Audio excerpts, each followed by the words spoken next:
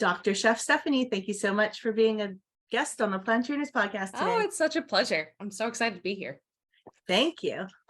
We are excited to talk to you too. Apparently, I have a puppy on my lap that's quite excited. It's quite excited as well. So while I get her settled, why don't you let us know if you have a moment of gratitude to share with us? Yeah, I'm in the northern Kentucky area, kind of Cincinnati area, and typically this time of the year it's very gray. So honestly, I'm just grateful that there's blue skies and it's sunny. It's a beautiful thing. It is a beautiful thing. And I think that helps people get outside. And Mhm, especially for people living in the northern part of North America, that's really important this time of year mhm. to still get outside while there's actually light outside and keep your mental health as healthy as possible. Absolutely. I grew up on the East Coast, so I'm used to long, dark winters in many ways. But when I moved to the Cincinnati area 6 or 7 years ago, I was actually very taken aback by how gray it is. And I've had to be way more cognizant about taking time outside and really making sure that I get that sunshine. So it's super important to dial in on that. Absolutely. So why don't you tell us a little bit about how you found plant-based and what it did for you? Yeah, sure. So I actually went vegan off of a bet, which is mildly comical now, but I was 14 at the time. I went to a boarding school in Connecticut, and one of my uh, teammates, we were training for ultimate frisbee for the spring season. We were like, what can we do to prepare better for the season? And for some reason we got it in our head like, hey, let's try going vegetarian to see if that helps our performance, which that was not exactly like the norm thinking at the time. So it was very odd that we concluded that that would help us. So we shook hands, we made a bet, and at the same time, though, I was really getting into looking at the food system and honestly getting quite mad at our standard American diet and the way we consume food as a society in the United States. So it kind of naturally leaned into veganism really quickly for me.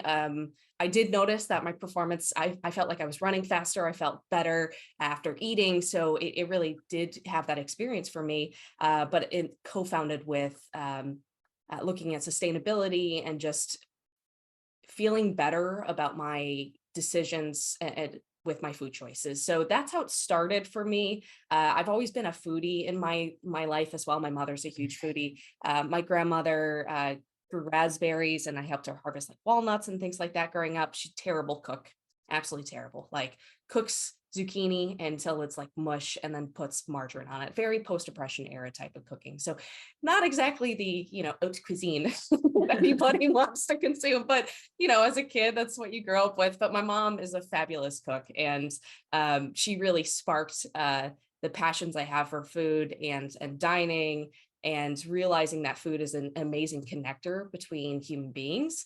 So for me, I've always found that it's a really great way to connect with people on a very visceral level that you can't otherwise do in a lot of other ways. So I started getting into the culinary industry, working in, at the time, not many vegan restaurants out there. So I was working in a very, traditional kitchen. It was farm to table though, and they had many quirks about me being vegan at the time. But I worked with what I had to because that was the world we were in, and it was still a phenomenal experience. Loved working with those cooks and chefs there, and then I found my way into culinary school. I went through a very traditional classical French based culinary program, which I loved, but the veg forward trend was not there yet. So it was still very traditional. I knew that walking into it though. And I knew that I had to learn the techniques if I wanted to be a professional chef, and that was the way I could do it professionally and have the pedigree that people look at. So I worked off of sight, touch, and smell as a culinary student because I didn't want to consume animal products, but I had to work with them. And I remember at one point I told one of my chef instructors, I'm like, we should really like, focus on cooking more than just like steamed broccoli and like palm puree. That'd be great, wouldn't it? So it kind of, was a big reason why in the industry I felt it was important to um, help others experience really good plant-based food that didn't necessarily have to be like, it's vegan, like prompt it all that way. Just it's really good food. It, that's what it is. So for me, that's been kind of my undertone, but that was a very long-winded way of me introducing how I became vegan and how plant-based ended up in my life. Yeah, a lot there. And I love I love how so many people have started on this vegan journey from a bet. And we talked to Daniel last week, and he was telling us about how he started running as a bet, and it led Mhm. to him eating vegan. And it's just so funny that so many people start off this lifestyle as kind of a challenge or a bet, and it ends up being their life. They end Yeah. up diving deep into it, and it really turns around their health, it turns around their Yeah. fitness, it turns around their profession, Mhm. and really changes their entire lifestyle and quality of life along the way. So it's really cool. That's awesome. Yeah, I think it's kind of funny too, thinking about the whole bet thing, because I think as humans, we probably aren't willing to make a bet that we aren't already leaning into. But it is the throttle that pushes us towards it. So I love hearing that other people are having a similar experience. So did it change your athletic performance at that age? Were you able to notice that? I personally felt that I was running better. I felt like my recovery was better. It could be psychosomatic, it's not like I was tracking it that well, but personally, I did feel that it did. So, But it's common. Like it's yeah, if you speak to everybody, I shouldn't say everybody, but right. almost everyone I've spoken to about how it affected their performance, Hmm. it's recovery, it's quality, it's feel, Hmm. it's the performance has improved tremendously, and the recovery has really made it that much easier to train harder and Hmm. closer together. So it's common. I mean, the Hmm. results are pretty seen across the board. It's Yeah, amazing. I love that. So once we saw someone who was plant-based on one of those like Master Chef shows, Hmm. and she wouldn't eat it either. So talk to us a little bit about what was that experience like in terms of smelling, touching, feeling, Hmm. and did the food like still turn out okay? Yeah, it's when I first got accepted to the culinary school that I went to, I reached out to one of the chef instructors before I was officially a student. I got accepted, and I'm like, "Is this even possible?" Because morally, spiritually, I feel like that would be a compromisation for me to consume it. I know I have to work with it. I'm not at that. I was okay with that, but um, I got this email back from one of the chef instructors who then ended up becoming one of the chefs that I had in school, and I actually ended up working for him as a teaching assistant later on, and now we're friends. So it's been a beautiful friendship in a lot of ways and mentorship. But he emailed me back and he goes, it's not going to be easy, not whatsoever, but, think about somebody who has an allergy. They're not consuming the food either. It's understanding how to work with the product, understanding the foundational technique, what to look out for, and using your other senses. So he basically inspired me to say, you know what, let's try this out. And I will say not everybody was totally accepting of me being the vegan. That ended up being a nickname that I had at the time, which is fine. It wasn't inaccurate. um, a little weird because I'm like, that's your definitive characteristic on me, but that's okay. Most of the chefs were very understanding, and were actually super excited to show me different dishes that we weren't necessarily covering in the curriculum. So that was really awesome as well. But I do remember getting on campus and I was trying to figure out, where am I going to eat? Because everything that they're producing, I basically cannot eat. So where am I going to go to eat as a 17-year-old, 18-year-old? And I met with a dean, and that was one of the most difficult conversations I've had in my life, where they essentially told me that I was not going to become a good chef, let alone a good cook, being vegan. Now, this was 2010. So it's been a while, and I hope that they have a different perspective on it now. But thinking back to that bet, I think that's also indicative of my strong will and maybe my tenacity that I was going to prove them wrong. So I started going through classes, and candidly, the primary courses that were really difficult for me psychologically were the fish fabrication and meat fabrication courses we had at the beginning, which foundational information or foundational techniques that most chefs need to have if you're not in a plant-based track and plan to like have a completely plant-based restaurant and only work for plant-based. So I'm in these classes, and I distinctly remember a chicken fabrication day, and I had worked with meat previously in the industry when I was a intern at that farm table restaurant. So I was kind of mentally prepared for that. But looking at a carcass, I had one of those out of body experiences where you're like, I don't know how I'm going to do this. And then, I kind of took a step back, and I had to make peace with it for myself in a lot of ways. And at that point, I was like, you know what, I need to learn how to do this the best way possible to honor what has already happened and try to, celebrate the life that we have here. So for me, that was the way that I viewed it to help with the process. Now, I don't think everybody who's vegan or plant-based would have the same perspective on it, but that's the perspective that I had at that time. So hopefully that helps. I think it does. So how did you help with the process now? Tell people what you're doing now. Yeah, so now I'm working for the Auguste Escoffier School of Culinary Arts. They have a traditional culinary track, but we also have a beautiful culinary arts plant-based track as well, which is amazing because the whole thing is plant-based. So for those who are not willing to work with animal products, you don't have to in the program, which I think is amazing.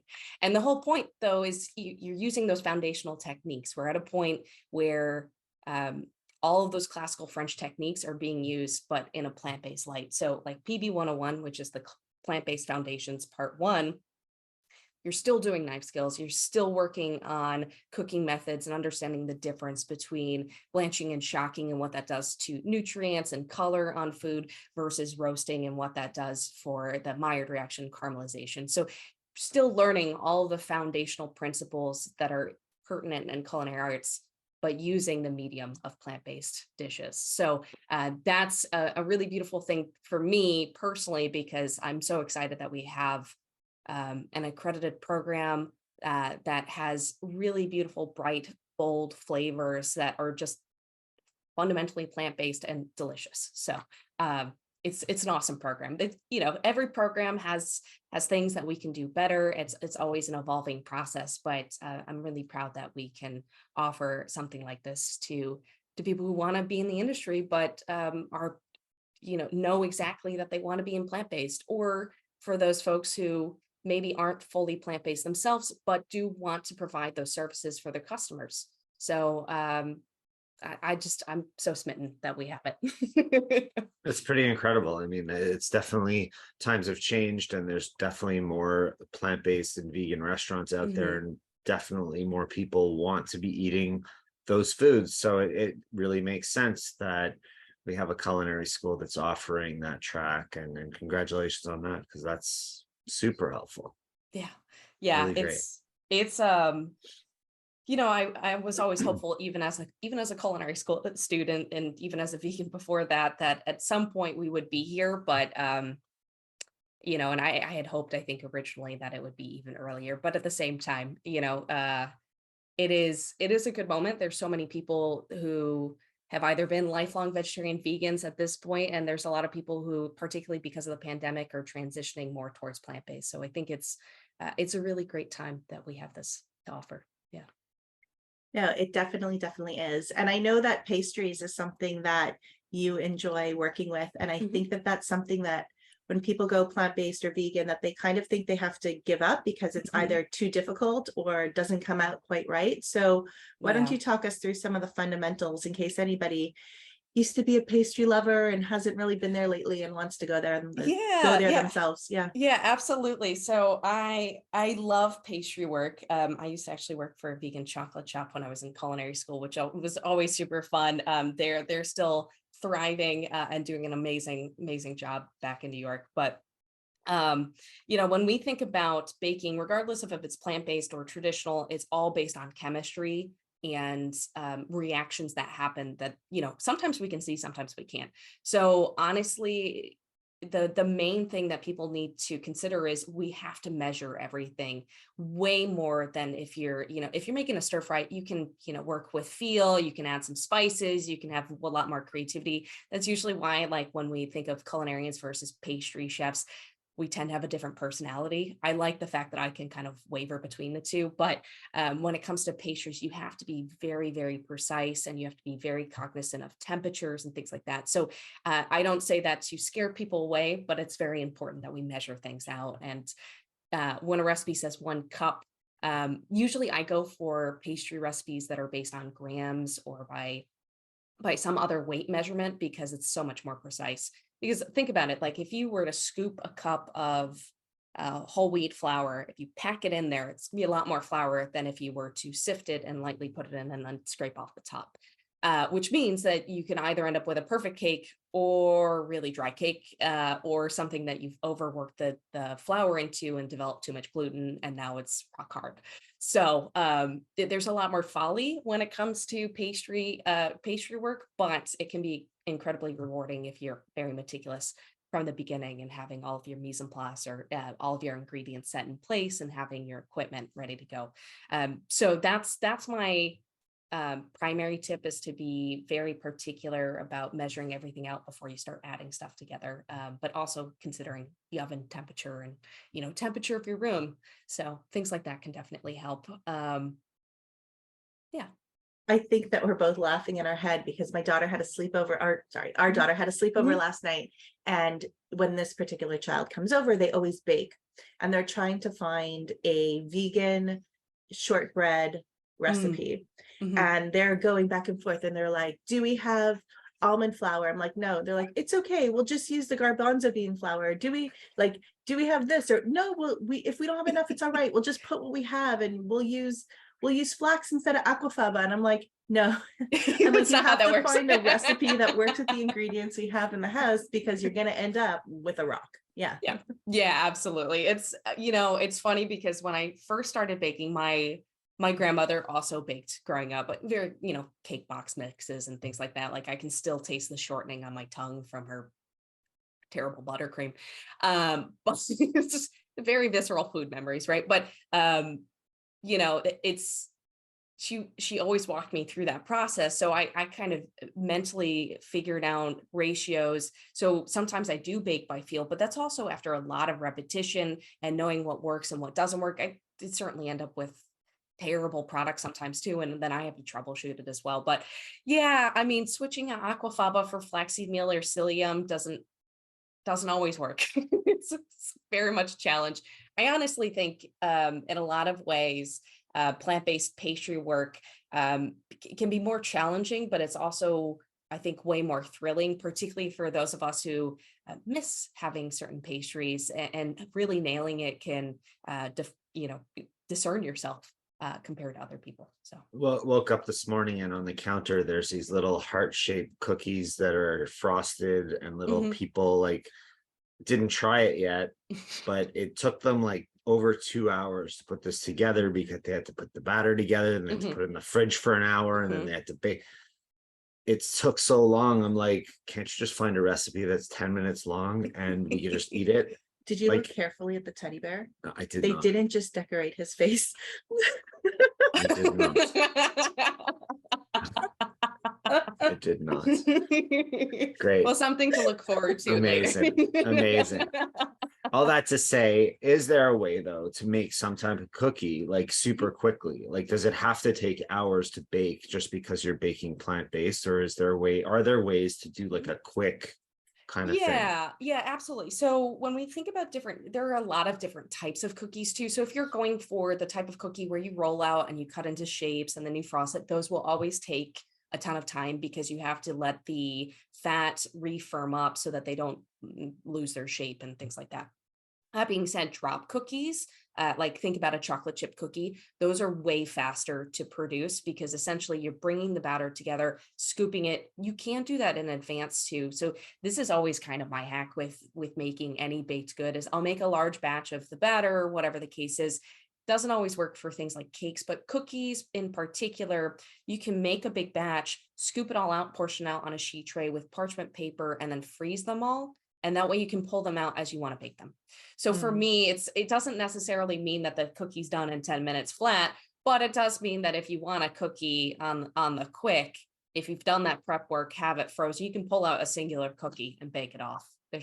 I think that's my favorite thing about having cookies like that is because then too, if you want to mix and match, if you want to look fancy and be like, I have these sugar cookies and I've got these chocolate chips and I've got some molasses, they're all done. They're just in the freezer. You just pop them out as people come over and then you have fresh cookies. Like you And that's what we do with our hero. grains and our beans. We, Yep. you know, we make Yeah. huge batches of grains and Mhm. beans and freeze them in portions. Yeah.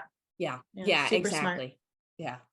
And what about croissants? Croissants are Mm. something that are just so delicious. We have one place where we can buy them nearby, but Mhm. They're hard to find without butter all over them, though. well, yeah.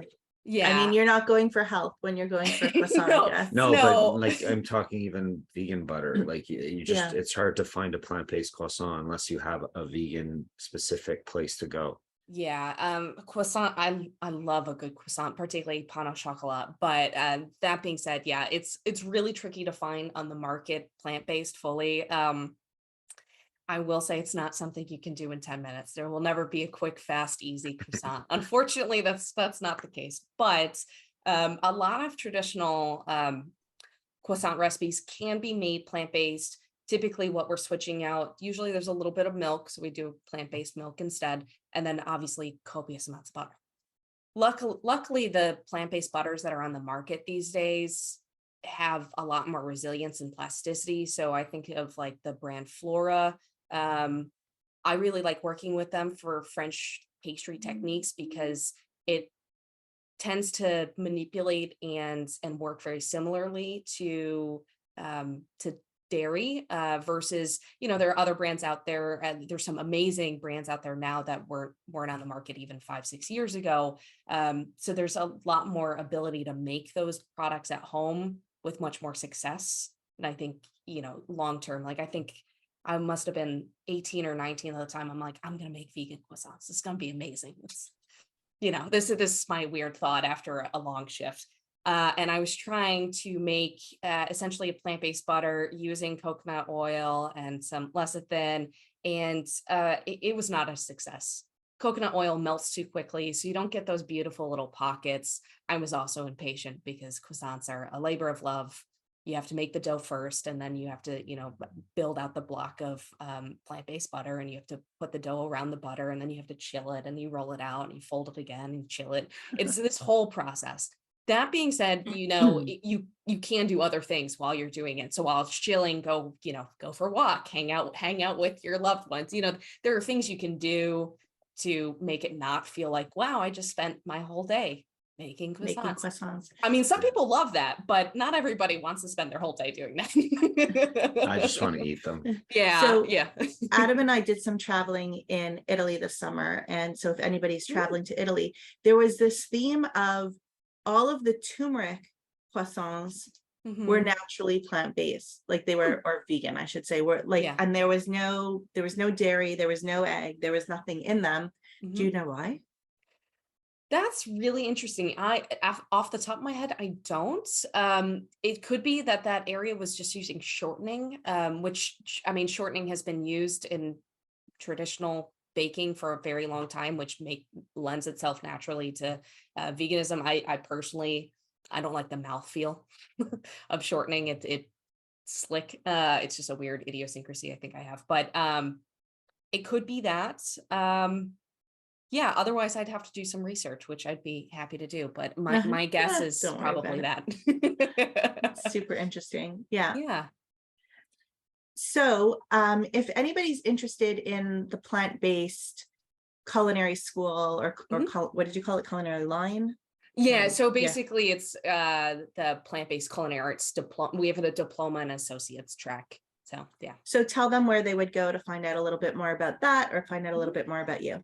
Yeah, absolutely. So our website is escoffier.edu. So that's ESCOFFIER.edu. My contact information is on the website under chef instructors. Happy to talk with anybody at any point in time. But anybody can explore our programs there. I believe our Instagram is Escoffier Schools, and then our Twitter is Escoffier School. But honestly, if you type out Auguste Escoffier on Google, you'll be able to find our info. And is it an in-person only school, or can they do it online? No, it's a beautiful thing. We have a campus in Boulder, Colorado, and a campus in Austin, Texas. Currently, the Boulder campus is the one that offers a plant-based track on site, but we have an amazing online program. So most of our students are actually online. So it's really cool. It's definitely not traditional, but I think we're really good at breaking traditional norms, which is one of the reasons why I love working for Escoffier. So you can take the whole program online. So if you're living in California, if you're living in Shanghai, you can take it. Yeah. Amazing. Chef Stephanie, thank you so much for being here on the Plant Trainers podcast with us. Oh, it's been such a pleasure. Thanks for having me and spending some time talking about plant-based. Yeah, I'm hungry for croissants now, and we will link to all of those things that you talked about at planttrainers.com. Awesome. Thank you so much. Okay, take care. Bye. Bye.